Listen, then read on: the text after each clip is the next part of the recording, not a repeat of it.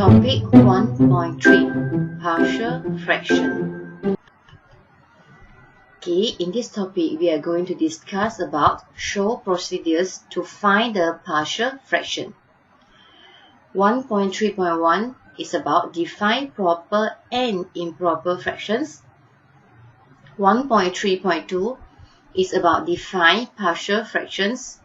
1.3.3 is about construct partial fraction using proper fraction with linear factors, repeated linear factors, quadratic factors. And the last one is convert improper fraction to proper fraction and construct partial fraction. Okay, what is partial fraction?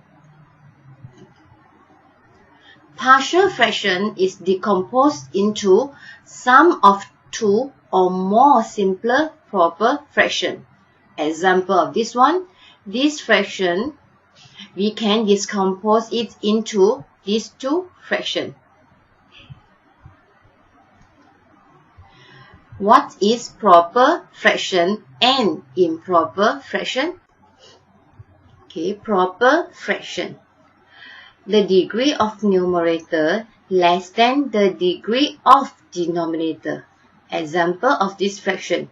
Okay, the degree of numerator is 1 and the degree of denominator is 2. So 1 is less than 2. Okay, therefore it is proper fraction. Okay, next, improper fraction. The degree of numerator is greater than or equal to the degree of denominator. Okay, look at this example. The degree of numerator here is 3. Okay, 3. And the degree of denominator is 2. So 3 is greater than 2. Therefore, it is improper fraction. Okay, how about this one? The degree of numerator is 2 and the degree of denominator is 2. So 2 equal to 2.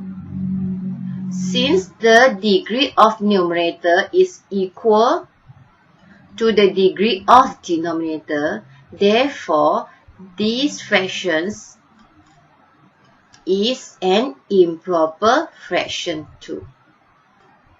Okay, next we are going to discuss about how to solve the partial fraction. We can construct the partial fraction using proper fraction with linear factor, repeated linear factors, and quadratic factors. The example of linear factor is x minus 5. Okay, the degree of the variable is equal to 1. Okay, repeated linear factors means the linear factors repeat 2 times. Example, x minus 5,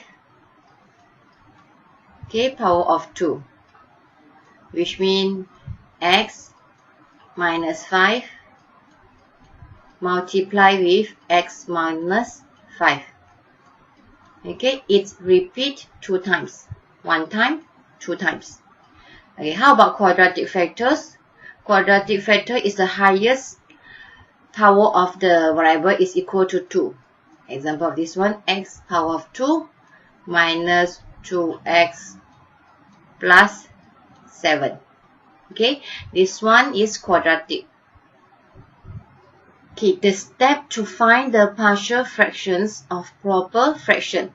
Step 1, check whether the algebraic fraction is proper or improper fraction.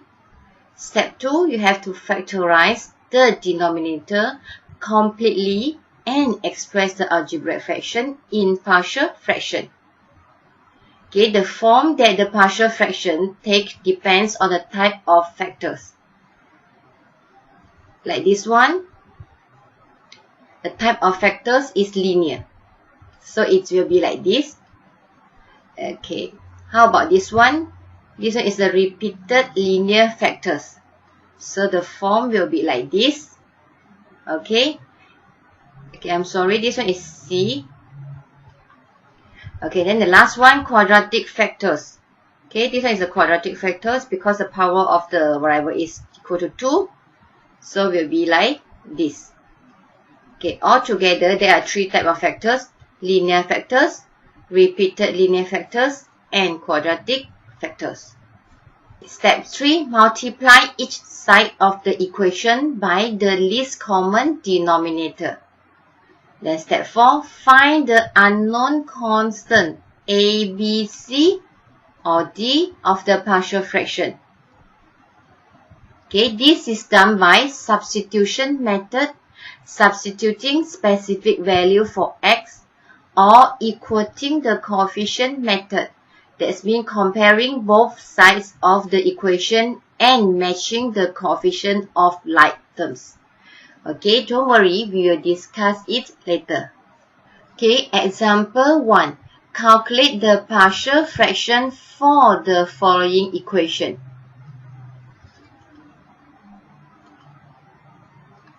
Okay, question A. X over x plus 1 multiply with x plus 2. Okay, first of all, we have to check first whether it is proper or improper fraction. Okay, the power of the numerator is equal to 1. And the power of the denominator is equal to 2.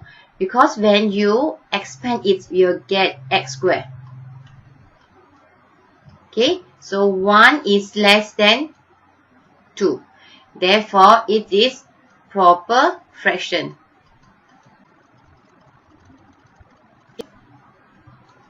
Okay, after this, second step, we have to define whether it is a linear factor, repeated linear factor, or quadratic. Okay, look at the variable x. The power of variable x is 1. Okay, so it is linear factor. X plus 1 and x plus 2 are different, so they are not repeated linear factor. Since there are 2 factors here, so there will be 2 fractions here. A over x plus 1, okay, plus with b over x plus 2. Okay, after this, we have to equal the denominator of both sides. Okay, so you can multiply both sides with x plus 1 and x plus 2. Okay, so for this one, x plus 1, x plus 2 multiply with x plus 1, x plus 2, so it will cancel. Okay, then you will get x here. Okay, equal to. How about this one? A over x plus 1 multiply with x plus 1, x plus 2. Okay, x plus 1 you can cancel. So you will get A multiply with x plus 2. A multiply with x plus 2. Okay, then plus, how about this one? B over x plus 2 multiply with x plus 1 and x plus 2. This one cancel. Cancel. So you will get B multiply with x plus 1. So B multiply with x plus 1. Okay. After this, in order to find the value of A and B, so we have to cancel one of these, either A or B.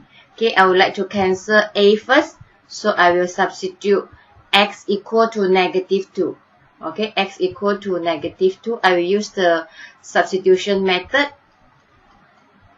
Okay, when I substitute x equal to negative 2 plus 2, you will get 0. A multiplied with 0, you will get 0. Okay, so x equal to negative 2 here. This one will be negative 2 equal to A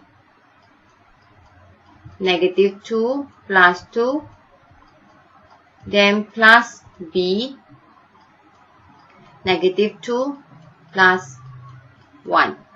Okay, so you will get -2 equal to this one A multiplied with 0 plus B multiplied with -2 plus 1, so you will get negative B. Okay, therefore, -2 equal to negative B. So B will equal to 2. Okay, so your B will equal to 2. Okay, next we are going to find the value of A. So we can substitute x equal to -1. Okay, x equal to -1. So here x will be -1 equal to A multiplied with -1 plus 2, then plus B -1 plus 1. So you get -1 equal to A multiplied with -1 plus 2, you will get 1 plus B multiplied with this one 0. So B multiplied with 0, you will get 0. Therefore, A equal to -1.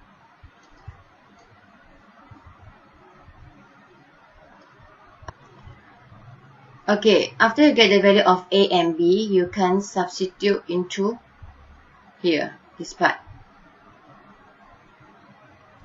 Okay, so therefore, this one, x over x plus 1 multiplied with x plus 2